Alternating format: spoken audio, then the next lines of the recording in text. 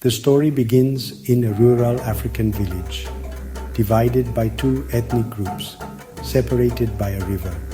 Abondo, a 17-year-old boy from one group, dreams of a world where education can bridge the gap between people. Fawunda, a 16-year-old girl from the other group, is bold and optimistic, longing for peace between the tribes. The two meet secretly by the riverbank, away from the watchful eyes of their families. Over time, their friendship blossoms into love. Abondo and Fawunda find solace in each other, sharing dreams of unity and peace. Abondo carves her a wooden bracelet, and Fawunda writes him heartfelt letters, each expressing their hope for a future without hatred.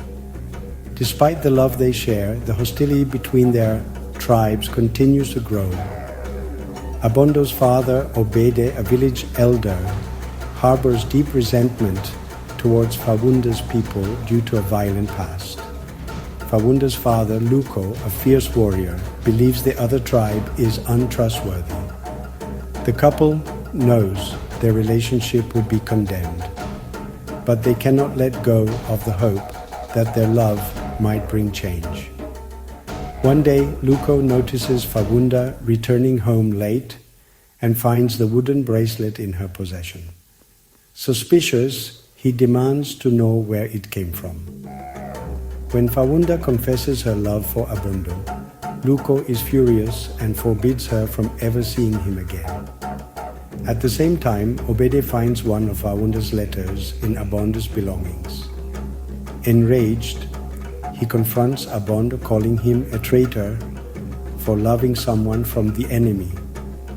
He demands that Abondo end the relationship immediately. Both fathers threaten dire consequences if the two ever meet again. But Abondo and Fawunda refuse to give up. Defying their fathers, Abondo and Fawunda meet again by the river, determined to find a way to bring peace between their families. Unbeknownst to them, both fathers have secretly followed. When Obede and Luko see their children together, their anger explodes. They confront Abondo and Fawunda, shouting accusations and dredging up old grievances.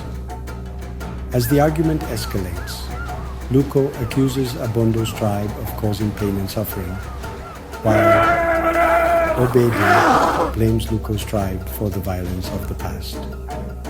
Abondo and Fawunda step forward, their voices trembling but firm. Abondo says, "How can you teach us to hate people for who they are? We are all human and we are all children of the same God."